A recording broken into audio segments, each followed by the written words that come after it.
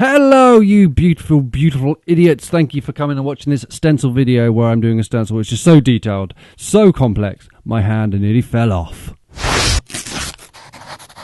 So, yes, like I was saying, I came up with this concept that I wanted to make a stencil, a single layer stencil where all the patterns made up the bone structure, the face, the hair, the arm, the what have yous, and make it very, very detailed and patterned. So let's first start off with the model. I adore Amy Acker, and that's why I decided to use her here.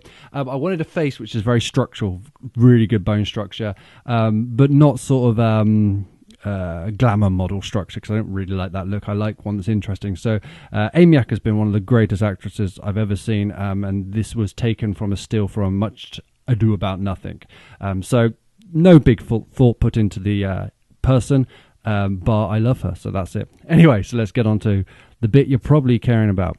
The concept was to make a single layer stencil, black and white probably, and make the structures have as many patterns in them as I can. So lots and lots of patterns into this. Those patterns forming a structure or forming a shape, and those shapes forming what you'd recognize as an object.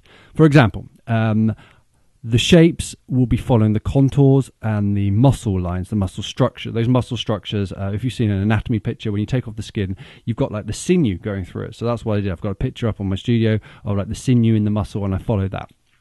So, for example, in this head, I wanted it to have a curve. So I'm using curved shapes and patterns. The nose wants to be straight, therefore I'm not putting too many patterns in it.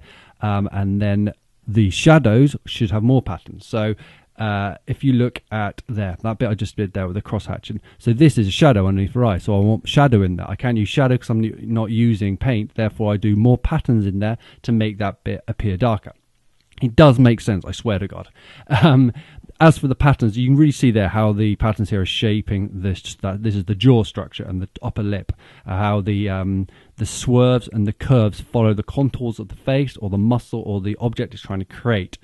So it's not random. It's random as in the pattern. So I'm not really worried if it's a triangle or a square or a swirl or a circle. I'm just putting it in there. I kind of avoided any shapes that were going to be a bugger to cut. So there's no stars in here, and there's nothing like a hexagon or anything like that. Lots of triangles, lots of swirls, lots of swooshes, lots of single lines, because they're nice and easy to cut, and you can create the perspective with them as well as some interest. So I wanted to make every part of this stencil detailed, which was really going to make it hard. And the hair, again, I mixed it between sort of a simple hair swoosh like I normally do, and then a hair which had lots and lots of pattern in. And obviously the hair, if you look at a picture of a hair, it's very detailed, but then if you think of drawing hair, you don't put every single strand in it, you have the impression of it. So this is what I was trying to get here, just an impression of the hair. I should quickly tell you, because you're going to ask, what am I using? I'm using 300 GMS card here, Swan and Morton blade. I did all the drawing in pencil, and then I went over it with a Posca pen. Posca pens, or any type of pen that dries quickly. You don't want a pen that dries slowly because you'll smudge it, and you don't want it to make the card too wet because it will change the sort of the architectural structure of the card. There you go, you can sort of change that. So down on her arm, on Amy's arm in the picture, she's just got like a blouse, I guess, like a white blouse. I wanted to give a pattern to that, but I wanted a very structured pattern. So what I did is I Googled, or I got lots of samples of the patterns you see on sort of Victorian, Edwardian wallpaper, and that's what I used down the shoulder. You can just about see it down there in the right hand corner. I'll get to cutting that in a minute, so I'll explain that then, but I saw it and it pinged into my imagination. I need to talk to you about that. So you can really see from here, you can really see the detail, you can really see the lines, you can see how delicate this stencil is becoming, and actually it's not too bad. Structurally it's quite secure because there's no massive shapes. When you have the bigger shapes, it obviously means you've got less connecting branches on the island, if you like, of the cut. This one's all much smaller, so it's actually pretty solid. How I'm going to spray this, I have no idea, because I don't know how I'm going to weigh all this down, but that's for future Steve to worry about. Here we've got the cheek. Again, these little shapes following the cheek, cutting it very delicately. I a little messed up that bit there, but you can't see that unless I point it out. And then a circle, which that circle bit there, actually when I put that to look at it when I was finished. I took that circle bit out because it really looked like just a big zit on Amy's face.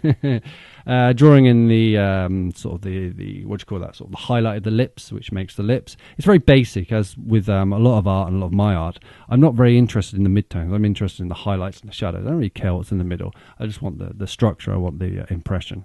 So this is very pure. That this is just shadow and highlight, but not just shadow and highlight. We've got all the patterns in it. If you look at like Banksy stuff, as a good example, he uses patterns. He doesn't use patterns. He just uses shadows and highlights. I've taken kind of the same idea here, but I'm making the midtones coming via the cutting process. I'm not sure if I'm explaining this very well because it doesn't make a lot of sense to articulate, but it does make sense when you see it visually. Hence why it's better to watch videos than it is to read books. Not read books, read how-to books. It's better to see someone do it. Right, anyway, we're getting down to this shoulder bit, which this pattern was taken off of some Victorian or Edwardian wallpaper. I can't remember what it was. So I just pulled the pattern out, drew around it, took the bits I liked, and I thought that's perfect. Shaped it and sort of changed the perspective, warped the perspective, if you like, to follow the contours of the bend in the arm. And then I've had to redraw some a few times because obviously the pattern that is consistent, so it's roughly the same, well, exactly the same on each side. There was no way I was going to be able to cut it exactly the same on each side unless I used a laser cutter or something like that. So I'm getting as close as possible, and then because we've got the curve in the arm, that also will change the shapes. The shapes are the same, but because of the curve in the arm I was trying to make, one shape will look different because it will be curvatured. What else can I say? I didn't cut myself doing this one. There's probably some magic tape on the sort of invisible tape which I used to fix mess ups on there somewhere, but I can't remember. I don't think I messed up too much in this one. Again, because it was all small little things, it's not too bad to cut. It's all pretty solid and rigid. What else can I say? Come on, I'm running out of things to say. We're nearly finished. Go and watch Amy and anything you've done, anything she's done. See her in the last season of Angel, especially her last scene as Illyria. Wow. And go and watch Much Ado About Nothing. Why am I advertising someone who's super famous? What can I talk about? It's nearly there. It's looking good. You can see how bloody detailed it is. Oh, how long did it take? It took about half a day, actually. It wasn't too fast. The drawing took a lot longer, obviously. But you kind of draw with the penknife, with the scalpel, and those shapes sort of breathe themselves in. So here is the finished one. Obviously, it's a bit hard to see because this has not been inverted. So you could invert your monitor now, or you can wait till I put it up to the window and you can actually see. It's like a prestige. So that's what it looks like. And then we're going to have the magic. There she is. Exactly the same stencil, but we've inverted the colors by looking out the window and making the lights dark and the darks light. And there she is. That's Amy Acker. Very, very detailed stencil. The most detailed stencil I've ever cut. I am now going to try to figure out how to spray that. I don't really know how I'm going to spray it because there's so many little tiny sort of connections that weighing them down is going to be difficult. And I don't want to use adhesive. Anyway, I hope you enjoyed watching this one. I hope you enjoyed what I was trying to explain. I shall see you in another video. Make sure you subscribe. Send this video to Amy. I'd love Amy to see it. And send it to anybody who gives a crap about stencils or art or, English people with long hair. See you in the next video. Goodbye.